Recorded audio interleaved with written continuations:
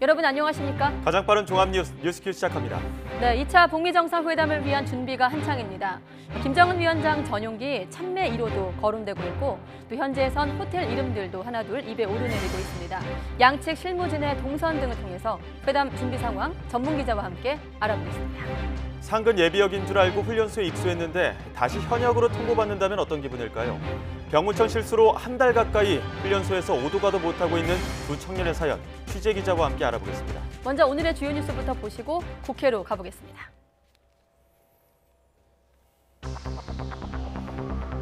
국회 윤리특별위원회 간사단이 비공개로 만나 5.18 망언 논란을 다뤘지만 결론을 내지 못했습니다.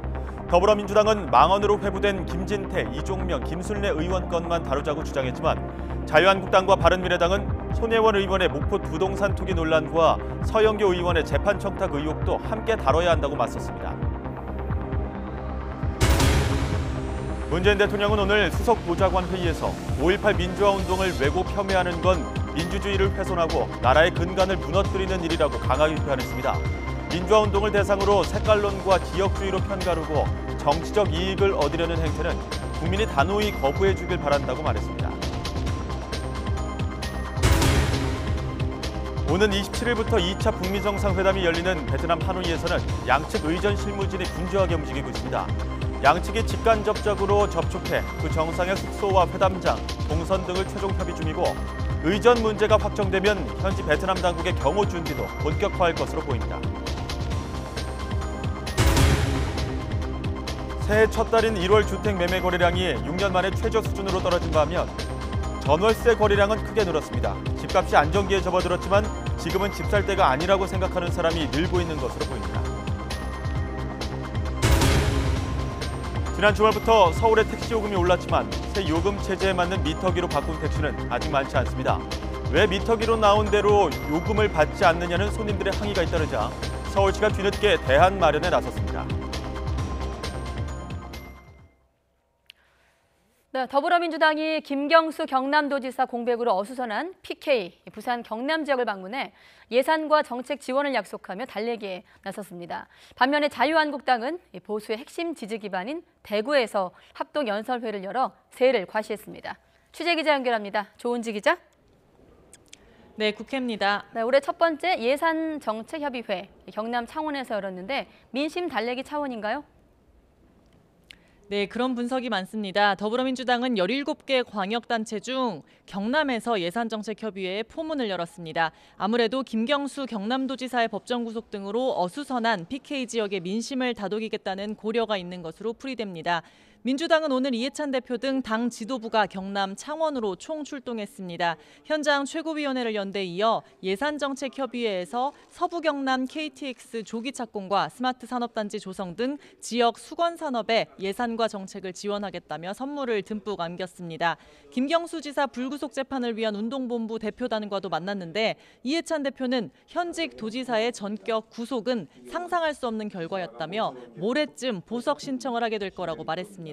아무래도 김경수 지사의 공백 등으로 어수선한 PK 지역 민심을 다독이겠다 이런 고려가 있다는 분석이 많은데요. 이 대표의 말 직접 들어보시죠. 진도가 늦어질까 봐 걱정을 많이 한다는 얘기를 들었습니다.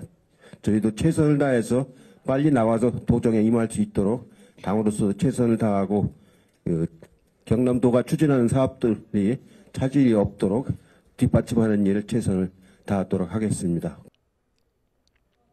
네, 반면 자유한국당은 대구에서 전당대회 두 번째 합동연설회를 열어 세를 과시했습니다. 당락을 좌우할 승부처가 TK인 만큼 황교안, 오세훈, 김진태 후보도 메시지에 공을 들였습니다.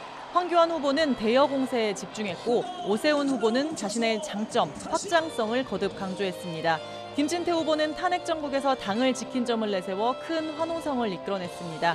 세 후보의 주요 발언 직접 들어볼까요? 이 정권의 폭정과 폭주, 우리 자유한국당만이 막아낼 수 있습니다. 여러분, 총선 압승과 정권 교체를 이끌 새 인물이 필요하지 않습니까? 당당한 수권정당, 이기는 대한정당으로 만들겠습니다. 박근혜 대통령하고 더 가깝다고 하면 국민들이 표를 주시겠습니까, 여러분? 탄핵 총리로는 수도권 필패입니다. 보수의 가치를 지키다가 쓰러진 장소 내치지 말아주십시오. 촛불에 놀라 다 도망갈 때 끝까지 당을 지킨 사람 누굽니까, 여러분? 왔다 갔다 한 사람, 또 기회를 보는 사람은 절대 할 수 없는 일입니다. 저는 확실한 우파 정당을 만들어서 문재인 정권과 확실하게 싸워나가겠습니다, 여러분. 네, 양당 모두 국회 밖에선 상당히 분주해 보이는데, 자, 국회 정상화 논의는 어떻게 돼가고 있습니까? 네, 오늘도 결렬됐습니다. 오늘 오전 더불어민주당 홍영표, 자유한국당 나경원, 바른미래당 김관영 원내대표 지난 7일 이후 꼭 11일 만에 회동했습니다. 하지만 1시간도 안 돼 파행이었습니다. 한국당 나경원 원내대표는 여러 요구 가운데 손혜원 의원 국정조사만 받으면 국회도 열고 민주당이 원하는 이해충돌조사위원회 설치에도 합의하겠다 이렇게 말했지만 받아들여지지 않자 먼저 회의장을 떠났습니다. 민주당 홍영표 원내대표는 조건 없이 일단 2월 임시국회를 열고 상임위든 지도부 회의든 국회 안에서 이견을 좁히자는 입장입니다. 온도차가 워낙 큰데 발언 직접 들어보시죠. 민생 법안을 비롯한 국회에서 해결해야 할 시급한 현안들이 있습니다. 더 미룰 수 없기 때문에 일단 국회를 조건 없이 정상화해서 논의하자 이렇게 이야기를 했는데 서로 입장의 차이만 확인하고 좀 헤어졌습니다. 김태호 특검, 신재민 청문회, 손혜원 국정조사, 조혜주 사태 일단 접고 국회 정상화를 하기 위해서 여당이 받을 수 있는 아주 최소한의 조건을 이야기했음에도 불구하고 여당이 이에 응하지 않는다는 것은 국회를 정상화할 의지가 없다고 보여집니다. 그래서 매우 안타깝게 생각을 하고요. 네, 입장이 극과 극이죠. 그래도 다시 두드립니다. 내일 오전 10시 반 문희상 국회의장 주재로 여야 5당 원내대표가 만나 국회 정상화 방안을 다룰 예정입니다. 오늘 아침에는 국회 윤리특별위원회 간사단이 비공개로 회동해 5.18 망언 논란을 다뤘지만 역시 결론은 내지 못했습니다. 민주당은 5.18 망언으로 회부된 김진태, 이종명, 김순례 의원 건만 다루자고 주장했지만 한국당과 바른미래당은 무소속 손혜원 의원의 목포 부동산 투기 논란과 민주당 서영교 의원의 재판 청탁 의혹도 함께 다뤄야 한다고 맞섰습니다. 오는 28일 간사단이 다시 만나 상정안건을 최종 확정하고 윤리특위 전체 회의는 다음 달 7일 열기로 했습니다. 지금까지 국회에서 YTN 조은지입니다. 네, 문재인 대통령이 5.18 민주화운동을 왜곡 또 폄훼하는 것은 민주주의를 훼손하고 나라의 근간을 무너뜨리는 일이라고 강하게 비판했습니다. 대통령의 청와대 수석보좌관 회의 모두 발언 듣도록 하겠습니다. 지금 국회와 정치권 일각에서 5.18 민주화운동을 폭동이라거나 북한군이 난파되었다는 등의 주장을 하며 왜곡하고 폄훼하는 것은 우리의 민주화의 역사와 헌법 정신을 부정하는 것이며 결국 민주주의를 훼손하고 나라의 근간을 무너뜨리는 일입니다. 국회 스스로 부끄러워해야 할 자기 부정이기도 합니다. 우리의 자유민주주의는 다양성을 존중하고 각기 다른 생각들에 대한 폭넓은 표현의 자유와 관용을 보장합니다. 그러나 표현의 자유와 관용이 민주주의를 파괴하거나 침해하는 주장과 행동에까지 허용될 수는 없습니다. 너무나 많은 희생을 치렀고 지금도 아픔이 가시지 않은 민주화 운동을 대상으로 오직 색깔론과 지역주의로 편을 가르고 혐오를 불러일으켜 정치적 이익을 얻으려는 행태에 대해 국민들께서 단호하게 거부해 주시기 바랍니다. 네, 그런가 하면 이 북한군 개입 발언으로 무리를 빚고 있는 보수 논객 지만원 씨가 자신을 명예훼손 혐의로 고소한 의원들을 상대로 무고 혐의로 맞고소했습니다. 지 씨는 오늘 오후 서울중앙지방검찰청에 더불어민주당 서른 민병두 의원과 민주평화당 최경환 의원에 대해 무고 혐의로 고소장을 제출했습니다. 자유한국당 김병준 비상대책위원장에 대해서도 북한군 개입설이 허위라고 선포해 자신의 명예를 훼손했다면서 고소했습니다. 앞서 지만원 씨와 자유한국당 의원들의 5.18 공청회 발언에 대해 시민단체와 정의당 등이 명예훼손 혐의로 고소 고발한 사건은 서울중앙지검 또 남부지검에 각각 접수가 됐습니다. 다만 내용이 유사한 만큼 남부지검이 모든 사건을 병합해서 수사할 계획입니다. 자, 이렇게 5.18 망언 논란이 여전한 가운데 전두환 전 대통령에 대한 경비와 경호 문제가 다시 도마 위에 오르고 있습니다. 경찰은 올해 안에 경비 병력을 철수시킬 계획이지만 근접 경호는 유지하기로 해 논란은 계속될 전망입니다. 보장원 기자가 보도합니다. 서울 연희동 전두환 씨 자택 부근. 골목길을 들어서자 의무 경찰이 길을 막아섭니다. 곳곳에 초소와 CCTV가 설치돼 있고 시시때때로 순찰차가 주변을 살핍니다. 계란 던지신 분도 있고 낙서하신 분도 있고 그래서 저희들이 어쩔 수 없이 이렇게 계속. 전두환 씨는 지난 1997년 광주 민주화운동을 유혈 진압한 혐의 등으로 무기징역을 선고받고 전직 대통령 예우를 박탈당했습니다. 하지만 경찰의 경비와 경호는 여전히 받고 있습니다. 현행법상 전두환 전 대통령처럼 금고 이상의 형이 확정되거나 박근혜 전 대통령처럼 탄핵당했더라도 경호와 경비는 유지할 수 있습니다. 예우가 박탈된 전직 대통령을 굳이 나라 돈을 들여 경호할 필요가 있느냐는 지적은 오래전부터 이어지고 있습니다. 지난 2016년엔 관련법 개정안이 발의됐지만 아직도 국회에 잠들어 있습니다. 사실 국민적 정서는 완전히 상반된 것이거든요. 그래서 이번 이 망언 파동 그리고 이 국민적 공분이 확산되는 이 과정에서 전두환에 대한 예우 이런 문제도 박탈되어야 한다. 하지만 예우 문제가 아니라 국가 보안 사항을 알고 있는 중요 인물이기 때문에 경호가 필요하다는 의견도 있습니다. 경호를 폐지하면 테러의 위험에 노출될 수가 있는데 국가 예산이나 국민 정서 등을 고려해서 경호 수준을 단계적으로 낮춰나가는 것이 필요하지 않을까 그렇게 생각합니다. 경찰은 국민 여론을 의식해 올해 안에 전두환 씨 자택 경비를 철수시킬 방침입니다. 하지만 밀착 경호는 계속 제공하기로 해 논란은 이어질 것으로 보입니다. YTN 부장원입니다.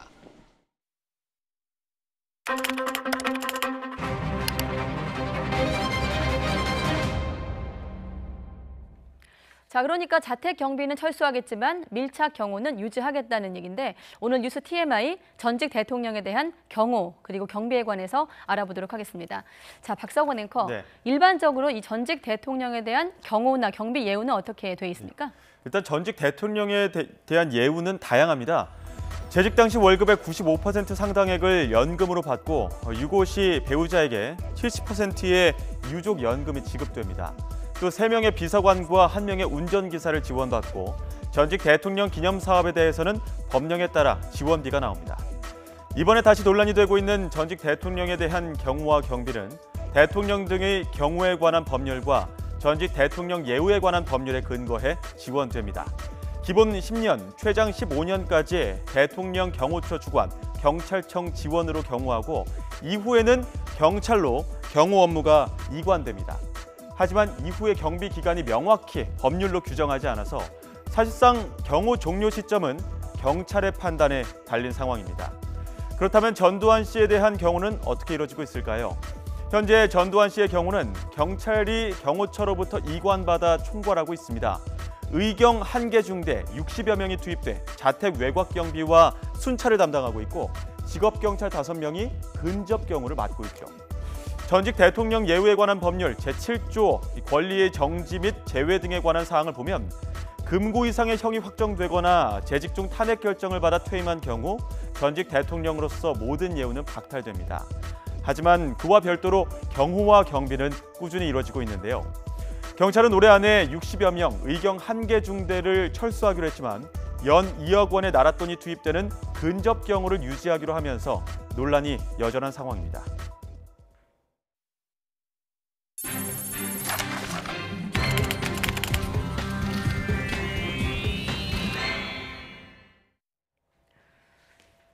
네, 2차 북미 정상회담 아흘에 앞으로 다가온 가운데 의제 조율을 위한 북미 실무 협상이 이번 주 초 열릴 전망입니다.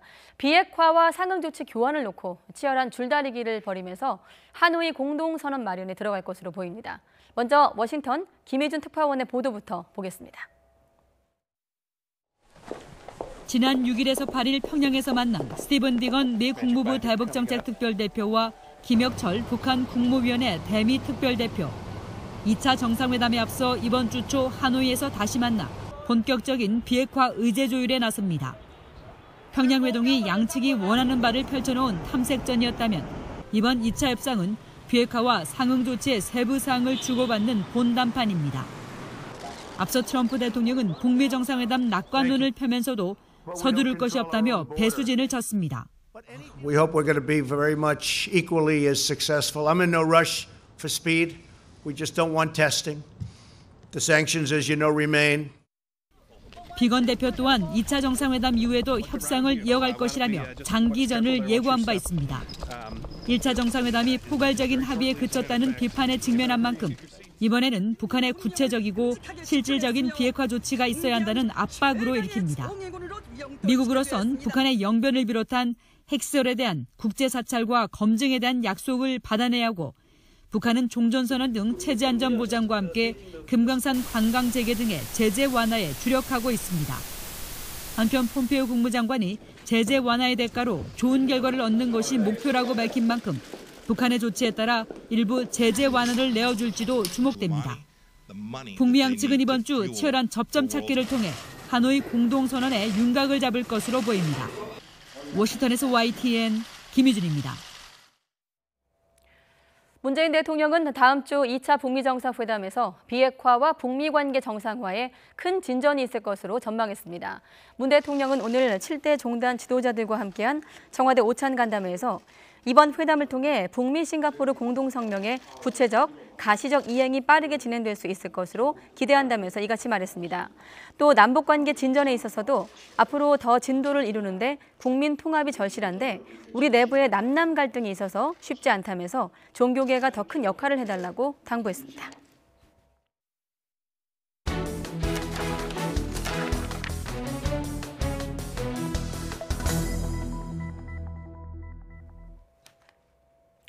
자, 2차 북미 정상회담 이렇게 열흘도 채 남지 않은 가운데 회담을 준비하고 있는 베트남 하노이 분주한 모습을 보이고 있습니다. 비핵화 협상과 관련해서는 가시적인 움직임은 보이지 않고 있는 가운데 이른바 스몰 딜, 또 빅딜 논란이 재현되는 흐름이 보이고 있습니다. 계속해서 왕선택 통일외교 전문기자와 함께 짚어보겠습니다. 자, 왕선택 기자, 네. 일단 큰 틀에서 정상회담 준비 상황부터 좀 정리해 볼까요? 네, 북한과 미국의 정상회담 준비 크게 의전 협상이라고 하는 부분과 의제 협상이라는 부분으로 두 개로 나눠서 볼 수가 있습니다. 하노이에서 현재 의전 협상에 해당하는 부분은 활발하게 활동이 개시가 됐습니다. 네. 지난 토요일에 북한 국무위원회 김창선 부장이 도착을 해서 아주 활발하게 움직이고 있고요. 미국에서도 실무 지원팀이 파견은 됐고 북한 쪽하고 지금 협의는 하고 있는데 정확한 명단은 파악이 안 되고 있습니다.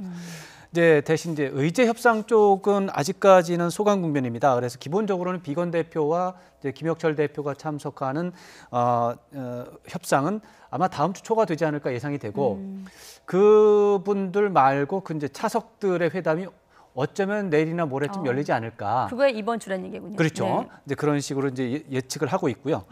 그 북한과 미국 외에도 이번 북미 정상회담은 우리 한국 정부와 언론에서 이제 가장 큰 관심을 가지고 있죠. 그래서 우리 정부와 언론에서도 다들 출장 준비에 여념이 없는 그런 상황이 되겠습니다. 네, 자 김창선 부장 그 최종 의전 계획을 수립하고 있다고 봐야 할까요? 주말 내내 분주하더니 오늘은 좀 두문불출이다 네, 이렇게 전해지고 있던데. 불출이었다가 네. 잠시 전에 움직이기 시작했습니다. 네. 사실은 이제 잠시 전에 우리 강정규 기자가 현지에서 취재를 하면서 현지 상황을 보도할 예정이었는데 그 직전에 방송 직전에 김창선 부장이 움직이는 바람에 방송을 이제 생략을 하고 그 내용을 취재하기 위해서 위해서 지금 움직이고 있는 그런 상황이 되겠습니다. 네, YTN 포함해서 YTN 지금 취재 준비 상황은 어떻게 돼가고 있습니까? 네, YTN도 이번 행사 취재 보도 준비를 아주 분주합니다.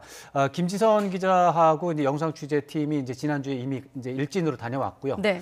그다음에 지금은 이제 강정규 기자가 현지에서 이제 취재도 하고 있고 또 사전 준비도 준비하고 있고요. 내일 또 한현희 기자를 비롯해서 또 팀이 또 추가 투입이 되고 저를 비롯해서 이제 다른 사람들은 다른 취재진이 어떻게 보면 본진이라고 볼 수가 있죠. 이번 토요일 날 하노이로 이동할 예정입니다. 현재 그 장소가 아직 확정이 안 돼가지고 문제가 좀 많습니다. 정상회담장이 어딘지, 또 김정은 위원장과 트럼프 대통령 숙소는 어딘지, 네. 이게 파악이 돼야, 또 프레스센터는 어딘지 이게 파악이 돼야 저희도 준비를 하는데 네. 이 부분이 아직 결정이 안 돼서 우리 회사 측도 지금 사실은 전전긍긍하고 있고 다른 언론사도 사정은 비슷한 그런 상황이 되겠습니다. 네, 자, 의전 준비하는 상황은 그렇고, 자, 의제에 관한 얘기가 되겠죠. 네. 트럼프 대통령 정상회담이 확정이 되기 전에도 그렇고 확정이 되고 나서도 그렇고 어떤 트럼프 대통령의 입에서 어떤 발언이 나올지 항상 물론입니다. 관심을 끄는 입인데요. 자, 이번에 나온 얘기가 또 스몰 딜 논란 아니겠습니까? 그렇습니다. 네. 이게 사실은 이제 조금 아까 김희준 특파원 보도에서 그 부분이 네. 나와가지고 이제 계속 얘기가 되고 있는데 저 말은 사실 오늘 나온 얘기가 아니라 이틀 전에 나온 얘기입니다. 이제 토요일 2월 16일 이제 새벽에 우리 시각으로 네. 새벽에 나온 발언인데 이제 멕시코 국경 저 장면이 지금 멕시코 국경 장벽 예산과 관련한 기자회견이에요. 저 얘기를 하다가 이제 멕시코 얘기를 하다가 이제 갑자기 이제 북한 이야기로 넘어가서 하노이 정상회담 매우 성공할 것이다 이렇게 얘기를 하면서 자신은 급하게 서두를 것이 없고 단지 북한이 실험만 하지 않도록 하면 된다. 북한에 대한 제재는 다 그 자리에 있고 이제 그런 얘기를 해서 이제 문제가 생긴 겁니다. 네. 저희가 무슨 얘기인가? 실험만 하지 않고 그냥 봉합이 되면은 혹시 핵무기 같은 건 그냥 다 가지고 있어도 되는 건가? 이런 얘기를 할 수 있기 때문에 문제가 된 거예요. 다만 이 맥락은 이제 미국의 주류 언론이 계속해서 트럼프 대통령에게 대해서 이제 북미 정상회담을 앞두고 있지만 준비가 전혀 안 됐고 혹시 뭐 김정은 위원장한테 이렇게 속는 것 아니냐 이런 네. 얘기를 하고 있기 때문에 그게 아니다. 그게 아니고 오히려 자신은 성공적인 회담을 하고 있고 몸이 달아 있는 것은 김정은 위원장이다. 이제 이런 얘기를 하면서 나름대로 이제 자신감을 보여주는 과정에서 얘기를 했는데 이게 좀 그 문장만 딱 떼서 해석을 네. 하다 보니까 혹시 이게 당사자이기 때문에 아무래도 그랬죠. 민감하게 이제 나올 좀, 수 있죠. 네, 그렇습니다. 아무래도 이 발언은 아무튼 그 비판적인 언론에 대한 어떤 방어적인 수준의 맥락에서 나온 그렇습니다. 발언이었다 이렇게 네. 볼 수 있겠고요. 이게 이제 그 표현이 굉장히 길게 얘기했어요. 한 2분 정도 얘기했는데 그 중에서 한 5초 내지 네. 10초 되는 얘기만 딱 떼어내서. 떼는 얘기인데 그 앞에 그 뒤에를 보면 북미 정상회담 잘하고 있다라는 얘기가 다 들어가 있습니다. 네. 그리고 상당히 성공을 거둘 것이고 큰 진전을 이룰 것이다라는 내용이 들어가 있어요. 또 이 부분만 그렇게 좀 이상하게 표현이 되는데 그것도 사실 영어 표현과 관련된 해석의 문제가 있습니다. 그 We just don't want testing 이게 원문입니다. 네. We just don't want testing 이 말은 뭐냐면 북한은 현재 테스팅을 이제 핵실험과 미사일 실험을 안 하고 있다. 우리는 그거 뭐 사실은 그 해석을 원문 그대로 하면 그것을 원하지 않는다. 예. 이렇게 해석을 하고 있는데 실제로 영어의 맥락에서는 그거보다는 그 북한은 그 실험을 안 하고 있다 그런 표현이 되겠습니다. 그래서 해석상에도 문제도 있고 해서 네. 오해가 좀 있는데 전체적인 맥락은 협상 잘하고 있으니까 걱정하지 마라 이 얘기입니다. 자, 그러면 북미 정상회담과 관련해서 북한이 비핵화 결단 의지를 강조하고 있는데 이건 어떻게 봐야 되겠습니까? 이것도 사실은 굉장히 좀 연결해서? 특이한 문제인데 지난 13일에 노동신문에서 그런 얘기가 나왔고 오늘도 또 네. 그런 내용이 나왔습니다. 이제 김정은 위원장이 비핵화 결단을 내렸고 그런데 이것은 국면 전환을 위한 일시적인 것이 아니라 네. 전략적인 결단이다 이런 쪽을 강조를 하고 있고 그런데 이것은 기본적으로 이제 북미 정상회담 앞두고 미국이나 한국 쪽에서 이 뭐 김정은 위원장의 비핵화 결단이 좀 속임수 아니냐 이런 얘기가 너무 많이 나오기 때문에 네. 거기에 대해서 그게 아니다라고 하는 메시지를 강조하는 의미가 일단 있고요. 두 번째로는 트럼프 대통령에 대한 메시지일 가능성도 있습니다. 비핵화 의지가 이렇게 강하니까 상응 조치를 충분하게 거기에 해줘야 된다라고 하는 압박의 요인이 있고요. 마지막으로 북한 주민에 대한 메시지도 있습니다. 이게 북한에서 이제 핵무기라고 하는 것의 네. 의미는 미국이라고 하는 엄청난 제국주의 강대국과 이제 전쟁을 하는 과정 속에서 북한의 안보를 책임지는 그런 이제 어떻게 보면 보검이다 이렇게 설명을 해왔는데 그 보검을 없애버리는 게 비핵화 아니겠습니까? 네. 없애버리면 북한 주민들은 불안할 거 아니에요. 그 불안한 심리에 대해서 그렇게 불안할 거 없다. 김정은 위원장은 평화체제 구축이라고 하는 큰 틀 속에서 굉장히 새로운 외교를 펼쳐나가고 있고 이런 것들이 북한의 안보를 해치는 게 아니라 오히려 평화체제를 구축함으로써 북한의 안보에 더 도움이 된다라는 그런 논리를 설명하기 위해서 이런 어떻게 좀 얘기를 하는데 사실은 굉장히 특이한 내용입니다. 이게 지금까지 김정은 위원장의 비핵화 결단에 대해서 북한 언론 매체가 이렇게 자세하게 구체적으로 찬양하는 쪽으로 이렇게 구체적으로 설명한 적이 없어서 아까 지금 세 가지 포인트를 말씀드렸는데 그중에 어느 쪽인지는 좀 더 두고 볼 필요가 있습니다. 그럼 같은 맥락에서 좀 마지막으로 끝으로 이제 간단히 질문드리면 앞서 스몰딜 얘기가 나왔는데 스몰딜, 뭐 미디엄도 나오고 빅딜 얘기도 나오는데 어떻게 좀 전망할 수 있을까요? 가능성을? 결론적으로 말해서 스몰딜, 빅딜보다는 가능성보다는 중간 미디엄 딜이 제일 가능성이 높다. 그래서 미디엄 딜로 끝날 가능성은 70% 정도 되고 빅딜 쪽은 15%. 그다음에 스몰 딜은 15% 정도인데 사실 저는 15%는 많이 준 거고요. 그냥 좀 더 강하게 표현하자면 양쪽 다 10%고 실제로는 미디엄 딜이 한 70, 80% 정도 된다 이렇게 보고 싶고요. 그러니까 비핵화 로드맵에는 합의하지만 실행은 단계적으로 처리하는 방안이죠. 맞습니다. 스몰 딜이라고 하는 것은 이제 장거리 미사일은 폐기하고 나머지 핵시설은 그냥 보류만 하는 선, 유보만 하는 선에서 끝나는 게 아니냐. 이런 것이 스몰 딜인데 저는 그 가능성은 거의 없고 그거보다는 훨씬 더 진전이 있을 것으로 예상을 하고 다만 모든 것이 이번에 다 끝나는 것은 아니다. 앞으로 한두 번 정도의 더 정상회담이 있고 그 과정 속에서 비핵화라고 하는 것이 또 진전될 부분이 있기 때문에 중간선 정도에서 나오는데 기본적으로 비핵화 로드맵은 나오고 그 실행은 2단계나 3단계로 나눠서 가는 그런 형태가 될 것이다. 이렇게 예상할 수 있습니다. 네, 알겠습니다. 아무튼 이번 주 열릴 협상, 또 다음 주에 예고된 협상들 다 좀 지켜보고 나서 다시 한번 얘기를 해보아야 되겠습니다. 자, 왕선택 통일외교 전문기자였습니다. 고맙습니다. 고맙습니다.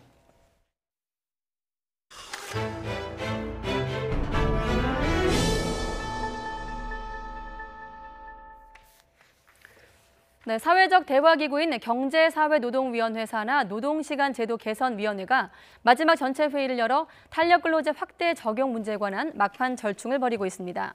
경영계는 주 52시간 근무를 지키려면 현재 최장 3개월인 탄력근로제 단위 기간을 최장 1년으로 늘려야 한다고 요구하고 있지만 노동계는 임금 감소와 건강권이 침해된다면서 반대하고 있습니다. 노동시간 개선위는 오늘 오후 전체 회의가 끝나는 대로 논의 결과를 발표할 예정인데 노사 합의가 나올 가능성은 작은 것으로 알려지고 있습니다.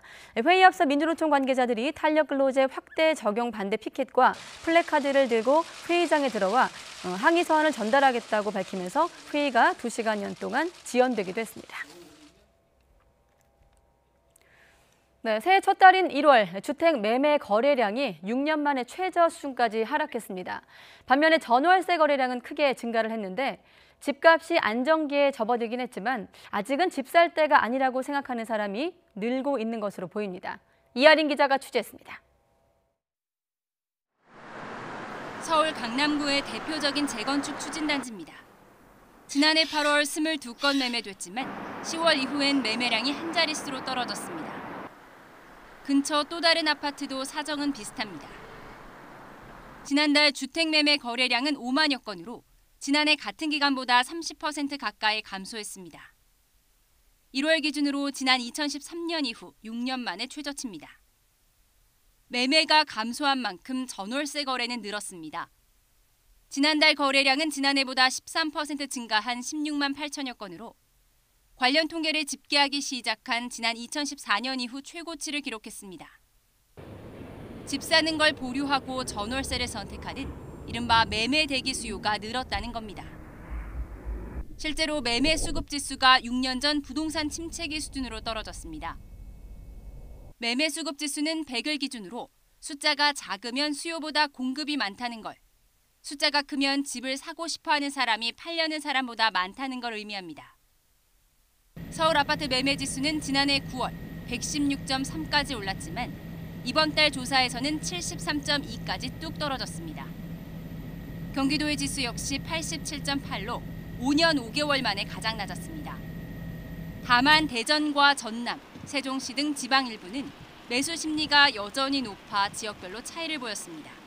그동안 대전과 광주 같은 경우에는 공급 물량이 많이 없었던 것도 있고요. 그리고 아무래도 지금 광주형 일자리라든지 혹은 세종시와 더불어서 대전의 어떤 새로운 도안 신도시라든지 이런 어떤 개발 호재들이 좀 풍부한 점들.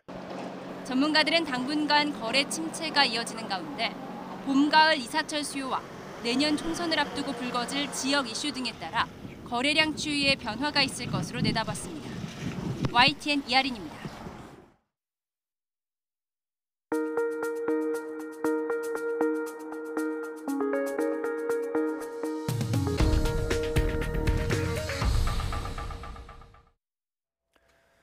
상환 능력이 없는 취약 채무자를 대상으로 한 특별 감면 프로그램이 오는 6월부터 시행됩니다. 금융위원회는 1,500만 원 이하 채무를 10년 이상 장기 연체한 취약 계층이 감면된 채무 50%를 3년 동안 성실 상환하면 자녀 채무를 면제해주는 프로그램을 시행한다고 밝혔습니다. 대상은 기초수급자와 장애인연금 수령자, 70살 이상 고령자, 10년 이상 1,500만 원 이하 채무를 장기 연체한 저소득층입니다. 또 연체 위기인 사람을 돕는 신속 지원 제도도 도입하기로 했습니다. 일시적인 소득 감소로 연체가 우려되거나 연체 30일까지인 사람에게는 6개월 동안 이자만 내는 상환 유예 기간을 두고 이후 추가 채무 조정에 들어갈지 결정하게 됩니다. 90일 이상 연체 채무자는 최대 30%까지 원금 감면을 허용하기로 했습니다. 지난 주말부터 서울에서는 인상된 택시 요금이 적용됐지만 아직 미터기를 교체하지 않은 택시가 많아 혼선이 이어지고 있습니다. 기존 미터기에 인상분을 추가로 받고 있는 건데요. 왜 미터기에 나온 대로 요금을 받지 않느냐는 손님들의 항의가 잇따르자 서울시도 대안 마련에 나섰습니다. 박광열 기자가 보도합니다. 도로변에 택시가 끝없이 늘어서 있습니다. 요금 인상에 맞춰 새 미터기로 교체하기 위해 기다리고 있는 겁니다. 먼저 요금 인상부터 단행한 서울시. 미터기 문제는 없을 거라고 호언장담했지만 현장 목소리는 달랐습니다. 전부 다 야간 일하고 끝나고 지금 잠을 안 자고 지금 다 나왔어요. 아침에 대부분이. 시간을 정해놨으면 시간대로 진행이 돼야 되는데 지금 3시간, 4시간씩 지금 지연이 됐어요. 비단 이번뿐만이 아닙니다. 6년 전 요금 인상 때도 똑같은 일이 벌어졌지만 서울시의 준비는 바뀐 게 없습니다. 산악권 1, 2푼도 아니고 12만 6천 원이나 갖다 내야 되는데 이거 어떡하면 이렇게 행정을 이렇게 하면 뭔배가 있어요. 자동차관리법은 택시 미터기 조정에 매우 철저한 기준을 요구합니다. 조작 우려 때문에 원격 작업을 통한 교체도 허용하지 않고 있습니다.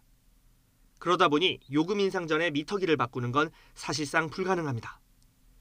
요금 인상 때마다 택시기사와 손님이 요금 변환표를 들고 옥신각신해야 하는 이유입니다. 그 미터기 교체가 안 되니까 늦어지기도 하고 계산이 빨리빨리 안 되기도 하고 해서 좀 그런 부분이 불편하긴 했어요. 답답하기는 서울시도 마찬가지. 그래서 GPS로 거리를 재 요금을 계산하는 애플리케이션 미터기 도입을 검토하고 있습니다. 규제 샌드박스에 저희가 2월 중에 제출할 거예요. 국토부에서도 되게 긍정적으로 생각하고 적극적으로 저희가 협조해 줄 생각이기 때문에 기술이 따라준다면 크게 어렵지는 않을 것 같습니다. 서울시는 이달 말까지 7만 2천 대의 택시 미터기 교체를 마무리할 방침이라 당분간 혼선은 불가피한 상황입니다. YTN 박광렬입니다. 도널드 트럼프 미국 대통령이 수입 자동차에 대한 최대 25%의 높은 관세를 부과할 수 있는 권한을 확보했으며 앞으로 90일 안에 최종 결정을 내릴 전망입니다. 이에 따라 독일과 일본, 우리나라 등 미국에 자동차를 수출하는 나라들이 촉각을 세우고 있고 미국 내에서는 자동차 부품 회사들이 우려를 나타내는 등 파장이 일고 있습니다.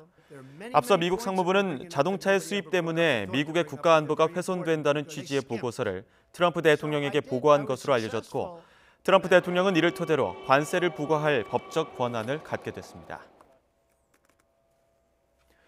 요즘은 계절을 가리지 않고 미세먼지의 습격이 이어지면서 우려가 커지고 있는데요. 통신업계가 IT 기술력을 바탕으로 제대로 된 미세먼지 데이터를 만들어내고 있습니다. 이런 데이터가 모이고 공기질에 대한 분석이 이어지면 조만간 미세먼지 저감 해법도 찾을 수 있을 것으로 기대됩니다. 김현우 기자가 취재했습니다. 지난 1월 11일 서울의 미세먼지를 측정한 영상입니다. 보통 수준을 유지하다 북서풍이 불자 고농도 미세먼지들이 서서히 유입됩니다.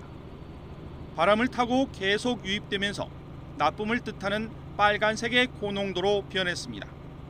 한 통신사가 자체 측정한 미세먼지 데이터를 분석해 내놓은 영상입니다. 현재 전국 500여 곳에 불과한 환경공단의 미세먼지 측정 방식보다 훨씬 촘촘합니다. 전국 2천여 개 측정소에서 데이터를 모으면 스마트폰 앱으로 즉시 확인할 수 있습니다. 특히 사람과 차량이 많은 서울은 500m마다 측정소를 설치해 정확성을 높였습니다. 안전모에 공기질을 측정하는 센서를 부착해 이동하면서도 사람의 눈높이에서 미세먼지를 측정할 수 있습니다. 외부 측정소와 이동형 센서 등을 통해 미세먼지 데이터가 축적되면 공기질 개선에 대한 해법도 찾아낼 수 있을 것으로 전망됩니다. 보다 정교한 데이터를 기반으로 정부, 지자체와 협력을 통해 미세먼지 대응을 더욱 강화할 예정입니다. 이미 야쿠르트 전동 카토와 이동통신사 대리점 등에서도 공기질 데이터를 모으고 있어 갈수록 심해지는 미세먼지 공포에 대한 해법도 찾을 수 있다는 기대감이 높아지고 있습니다. YTN 김현우입니다.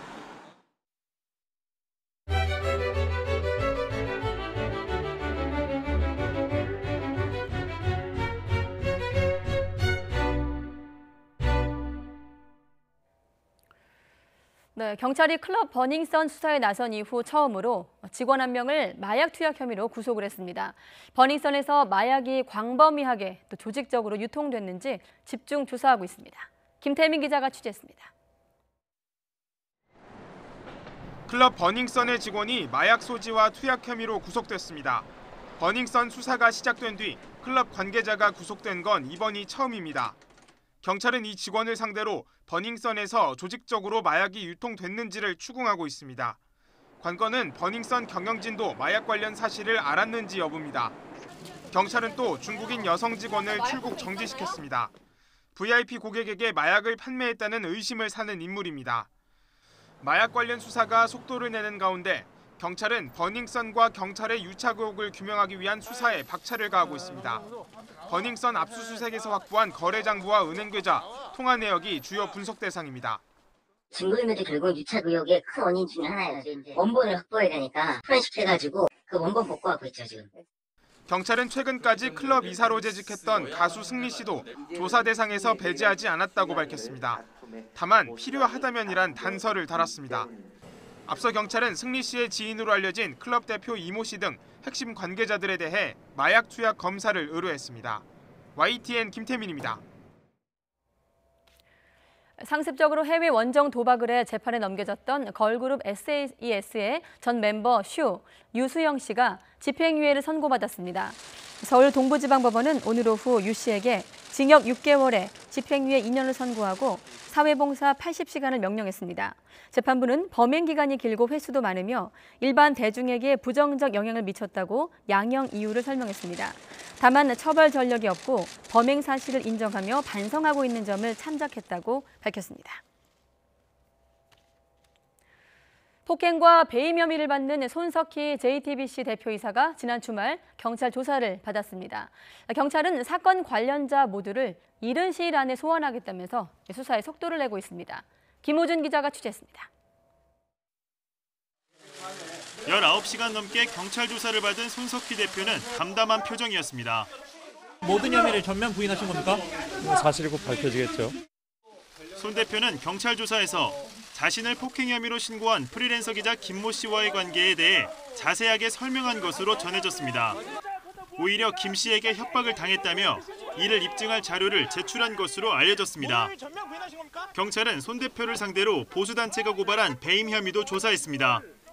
이 사건의 핵심 인물인 프리랜서 기자 김 씨도 조만간 소환할 예정입니다.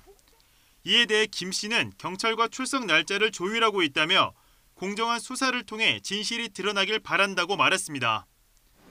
이런 가운데 또 다른 보수단체가 손 대표를 뺑소니 혐의로 추가 고발했습니다. 손 대표가 지난 2017년 4월 동승한 여성의 신원을 숨기기 위해 사고를 내고도 달아났다는 의혹인데 이를 두고 손 대표와 프리랜서 기자 김 씨는 극명하게 엇갈린 주장을 하고 있습니다. 사고 조치를 해야 되는데 사고 조치를 3번에 걸쳐서 안 했죠. 처음, 그다음에 1km 지나서, 그다음에 2km 지나서. 그렇기 때문에 그 범죄가 저는 성립된다고 봅니다. 갈수록 사건의 양상이 복잡해지는 가운데 경찰은 필요하다면 모든 관련자를 소환 조사해 관련 의혹을 철저하게 수사한다는 방침입니다. YTN 김우준입니다. 더불어민주당 이해찬 대표가 법정 구속된 김경수 경남도지사가 모레쯤 보석을 신청할 텐데 결과는 지켜봐야 알 것 같다고 말했습니다. 이 대표는 경남 창원에서 김경수 지사 불구속 재판을 위한 경남도민운동본부 대표단을 만나 정상적이면 재판을 진행하더라도 도정에 공백이 없도록 하는 것이 상식이라면서 이같이 밝혔습니다. 이 대표는 또 현직 지사를 구속하는 건 상상할 수 없는 결과라며 대책위를 꾸려 판결문을 분석하고 있고 변호인단을 강화해 항소심에 응하려고 준비하고 있다고 밝혔습니다. 해양수산부는 어제 오후 6시 반쯤 한일 중간 수역인 대화퇴 어장 부근에서 경상북도 후포 선적 69구톤 통발 어선이 조업 도중에 러시아 국경수비대에 납포돼 오늘 오전 러시아 나우드카항에 입항했다고 밝혔습니다. 러시아 국경수비대는 오늘 오전 선장을 통해 수협 후포 어업정보통신국에 납포 경위를 알려왔고 한국인 5명 등 선원 11명은 모두 무사하다고 밝혔습니다.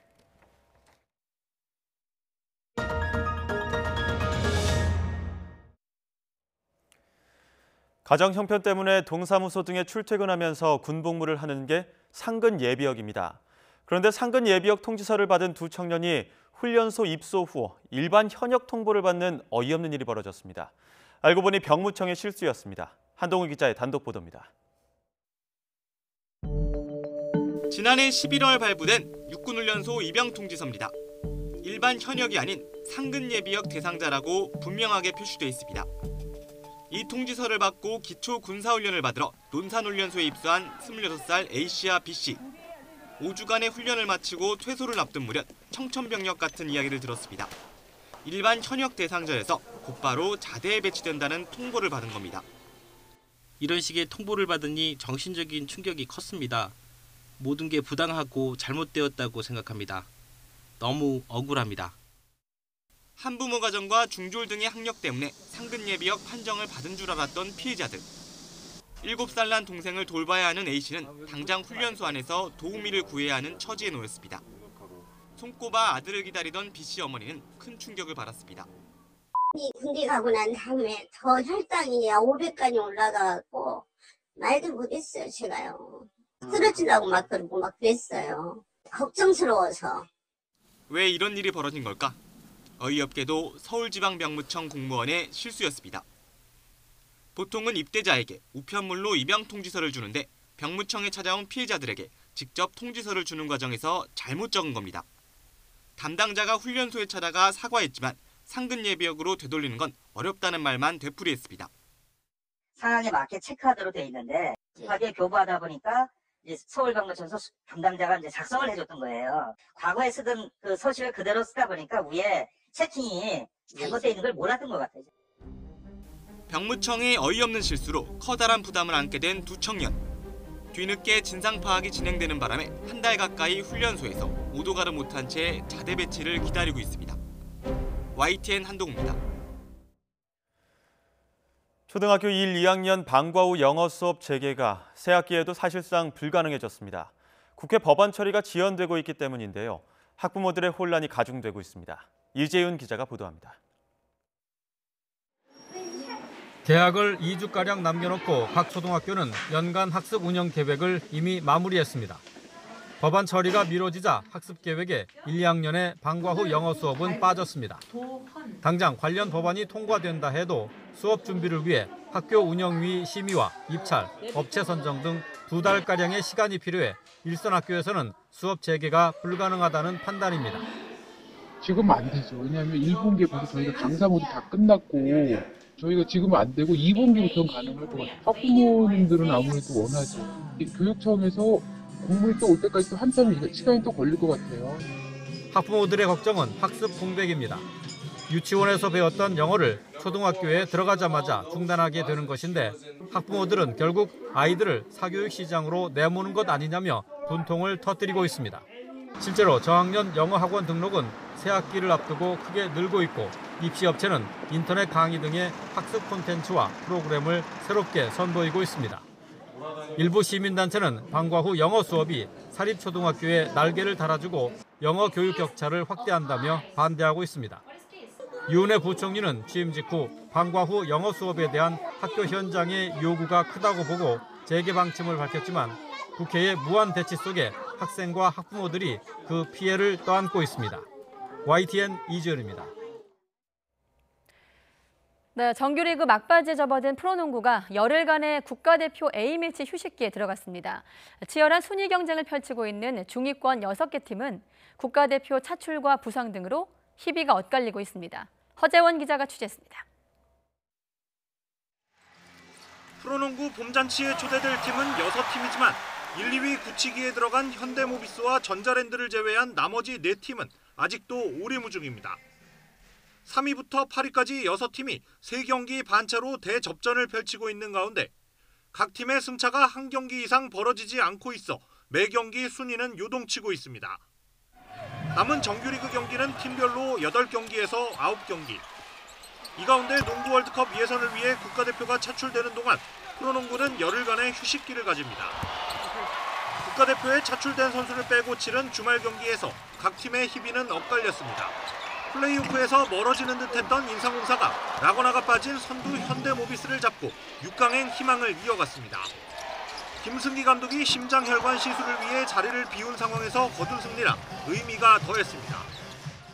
꼭 경기 이기자고 감독님 아프시니까 좀 감독님께서도 연락 오셔서 좀 잘하라고 연락 주셨고 그래서 좀 더 힘낼 수 있었던 것 같아요. 반면 대표 차출 선수가 없어 유리할 것으로 보였던 DB는 2경기를 연달아 내주며 7위까지 떨어졌습니다. 힘겹게 4연패에서 벗어난 4위 KT는 부상으로 결정하던 외국인 선수 덴트몬이 회복할 시간을 갖게 돼 휴식기가 더욱 반갑습니다. 역대 어느 시즌보다 치열한 순위 경쟁을 이어가고 있는 프로농구. 봄잔치를 바라보는 중위권 팀들은 열흘간의 휴식기 동안 마지막 결전을 비장하게 준비하고 있습니다. YTN 허재원입니다.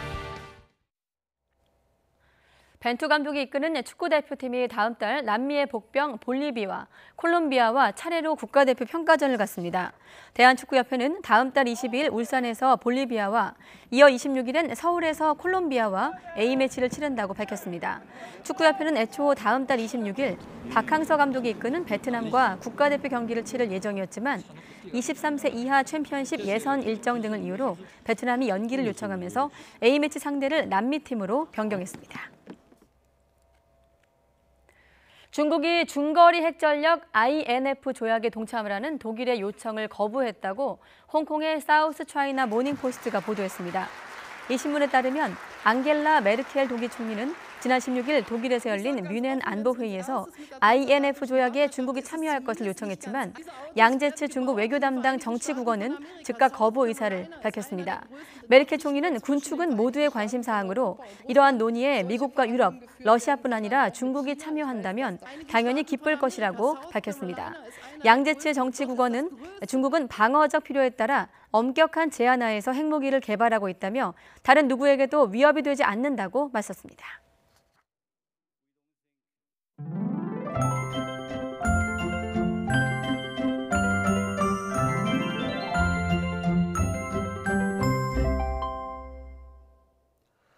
내일은 전국에 눈비가 내립니다. 중부지방에는 많은 눈이, 남부지방에는 많은 비가 예상되면서 출근길 교통 혼잡이 우려됩니다.